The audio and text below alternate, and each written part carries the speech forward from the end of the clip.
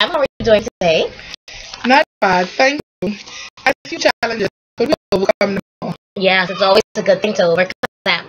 My apologies for the lack of immediate follow-up in yesterday's observation, but things got a bit hectic, and so I came first thing this morning. I trust that everything is still fresh in your mind. If not, you do have a video recording of the lesson, just in case we need that.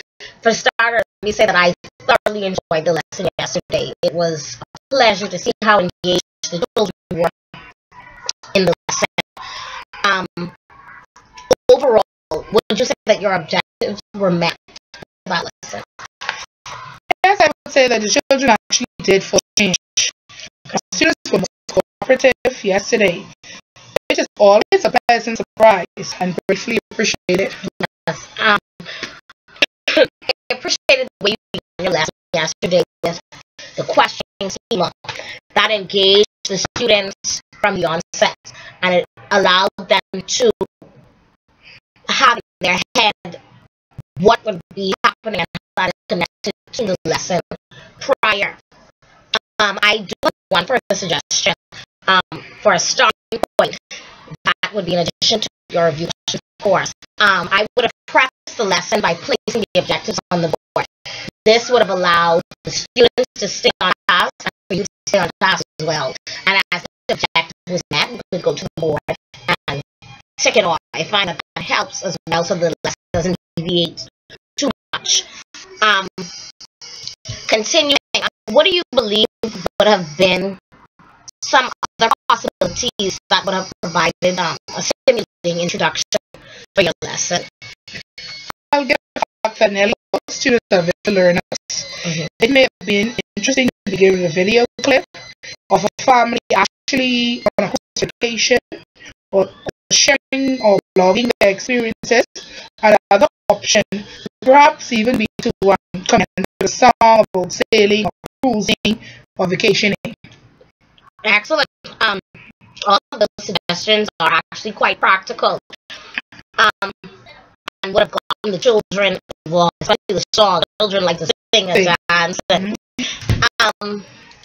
I noticed that your classroom management skills, utilizing the clap method, was quite effective and brings the students back on track. Do you find, or do you have any other classroom management skills that you use with your children that you could possibly share with teachers?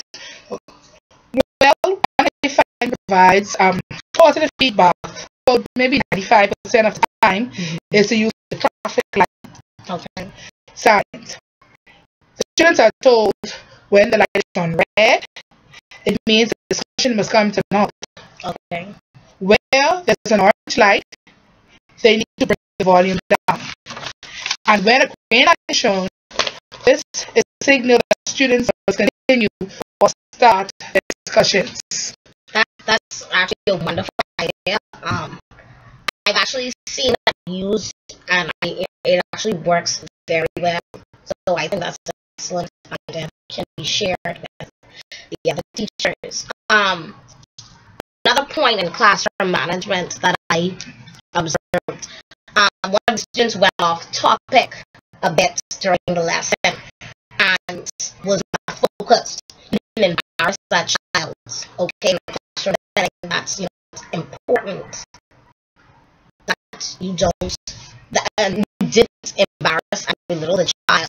Instead you made it a point to reassure them, okay, we'll come to that just now. And so I found that was an excellent way to handle that situation. If you embarrass children, and at least for that particular child, all children for that particular child, they might just shut down completely, and children wouldn't participate at all in any of the classroom situations. They might not be comfortable to participate at all in any of the classroom situations. That's very true. That's true across the board. Yes, and feel comfortable in the environment and all that, and bring the lesson in. Yeah, as adults, you don't want to embarrass people.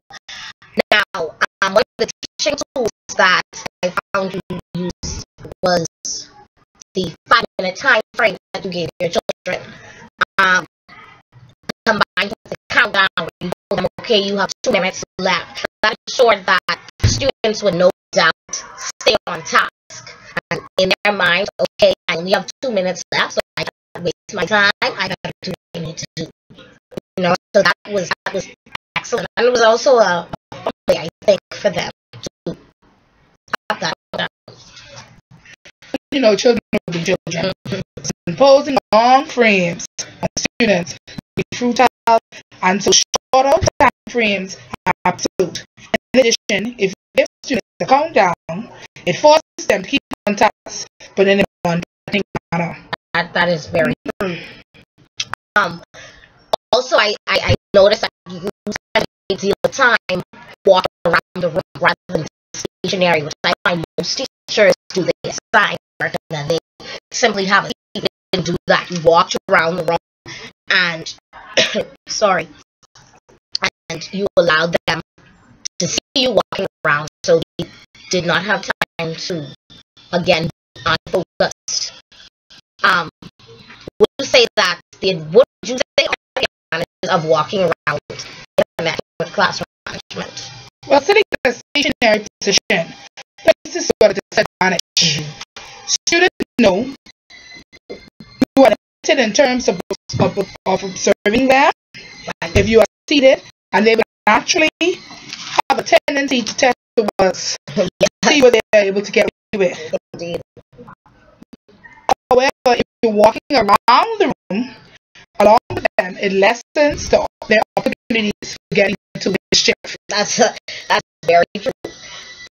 As you said earlier, children will be children, and I feel it is our duty to see, or they feel that it's their duty to see just how far they can get away with certain things. Now, I thought the Who Am I game was an excellent idea, and it facilitated full student participation. Everyone had a chance to get an answer. Students allowed to play games, especially games for the most part where everyone comes out a winner, and that was what happened. Another game that I would suggest in addition to the Who Am I game, or a variation of it, would be to play charades. You could have the actual occupation and a cue card to handle out at the beginning of the lesson, and students can actually act out the job that's placed on it. For example, let's just say the card had housekeeper written on it. The child could start sweeping the floor, wiping down a desk, and then the children can guess, okay, what is this person doing? That is a pretty neat suggestion. Thank you. Next time I'll take that into consideration for further planning. I am sure that my students, as comical and active as they are, would have a blast at playing charades. Yes, I'm sure they would. Now, going back to our pre-conference, you had mentioned that you have a child that has problems sitting still for extended periods of time. I noticed that you are quite skillful in selecting that particular child to be a part of the role play. With that particular choice of student, you managed to turn the disadvantage into something where the child can have that constant movement. Because oftentimes he would have been at a disadvantage in the class, just sitting there stationary. You allowed him to participate in the role play, and so he got that chance to move around.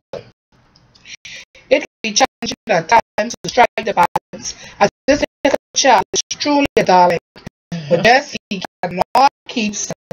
However, once if you engage him in some form of activity, this is ideal for him, as it gives him a chance to be in the spotlight for the right reason.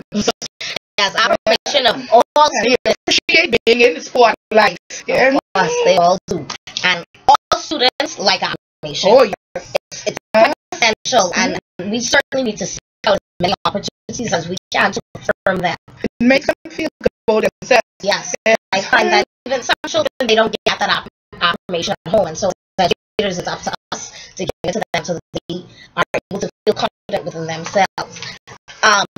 Moving on, the crucial photos. I noticed that every child had their own crucial photo. Excellent idea, because I noticed that it was printed a bit tall, and so that you only had one and you held it up on the front, it would have been difficult to for all the students to see it. So that was a good idea. But I am a conservationist, so I looked at that and I said, that's a lot of paper. So one suggestion I would have is to maybe print the picture a bit bigger, and then you could have, because the students are sitting in groups, you could have one picture per group, and everyone can still see the picture, but it wouldn't use as much paper. Okay? What an idea worth thinking about as we make great efforts to conserve our natural resources. And the best way to teach children is always by good example.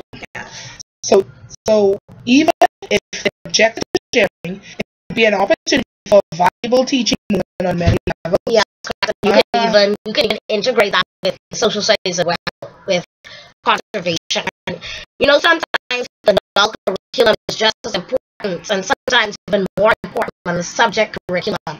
We're teaching our children to become citizens, and so we need to train them from young. Don't waste, different things like that. So we start with things like that. That's a good example of conservation. Yeah. Yes. Over the years, the integration has received much kudos as is the most powerful pedagogical tool. So I truly appreciated the incorporation of language arts and mathematics in your lesson, especially when students were engaged or encouraged to tell the hours that the cruise ship passenger would have spent. They came at 9:11, so how many hours did they come? In addition to the art, children love to draw, and so that was an excellent way to integrate the art there. Another option I would have had for integration was the use of a Venn diagram when you were comparing the cruise ship with the hotel. And the hotel guest versus the cruise ship passengers, a Venn diagram could have been used for that. And that would have integrated science as well as math in that, because Venn diagram is using both of those subjects. I like that idea of having students create a Venn diagram as well. However, for my intentions and purposes, I have also had the integration of both science and language arts. Absolutely, and subject integration is definitely the way forward, because I think as educators sometimes we forget that we can't do that. I always tell people it's better to work smart than to work hard. So once we covered that, children would have already been exposed to that, so that topic can be taken out of the class because you've already covered it. Okay. I also liked your utilization of higher order questions. It was a very effective tool, because I think we kind of shy away from that end on Bloom's taxonomy because we're afraid to go there ourselves. What we need to get our children there. An example of that higher order level of questioning was when you had the students, they had to determine which type of cruise ship passenger was more likely to spend funds. That question may seem simple, but it's really not, because in their mind it's analyzed that they have to justify why they are saying, okay, well, the passenger that comes on the cruise is going to spend more money. So that was an excellent use of the higher order questions. Such higher order critical thinking questions are crucial as we prepare students for our global society. Indeed, it's incumbent upon us to train our children to become critical thinkers who can analyze, compare, evaluate, and make educated decisions, especially in this time. You have to be able to think out of the box. Yes, definitely. And apply what you learn to the situation at hand.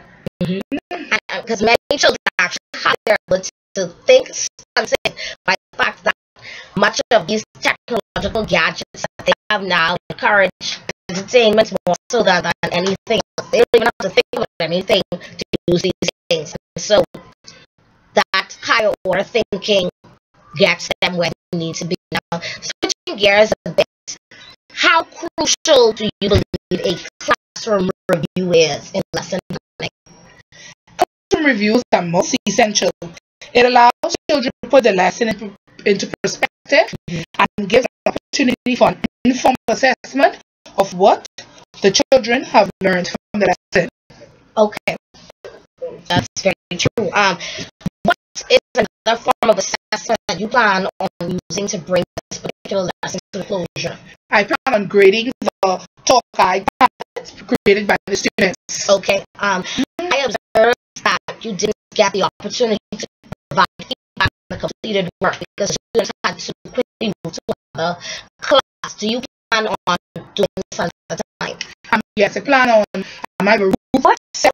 Okay. And also, I actually have in mind a field experience. Once I consult the Ministry of Tourism and Port Authority, hopefully between these two institutions, we would be able to arrange a time for students to have a tour of an actual cruise ship and have the children interact with the different workers who will maybe sometime at that opportunity be able to explain what their various jobs are on board the cruise ship. Wow. Okay, that's an excellent idea. And if it doesn't work out, well, you would get the experience of having the actual workers speak to the children. But if it doesn't work out, you could always take a virtual tour of a cruise ship on the Carnival website. You can go on and take a virtual cruise. It takes you to every part of the cruise ship, so they would be able to see the cabin, see the different activities that they have on the cruise ship. You just project it on the European board, and they'd be able to see. Oh, actually, sort of amenities. Okay. Yeah. An additional observation that I made during our session would have been that you didn't have any of the display work on the bulletin board on tourism. Do you plan on displaying their tour guide once they would have completed that? Yes, I do. I will invite the students to share with the class their creative processes as well. Okay. As the information they choose to place in the tour guides and why. Based on the children's eagerness, the children display today, I'm expecting the tour guide department to be amazing. Yes, they were all really involved. They were very excited. And I noticed as I walked around, I saw some of them, what they started, they were very excellent. They were indeed wonderful. In retrospect, what would you have done differently to improve the lesson today? Would you have done anything differently, or would you not have done anything? Yes, instead of allowing them to use the pictures to do their descriptions, I would have incorporated another YouTube video clip of the boat. Okay.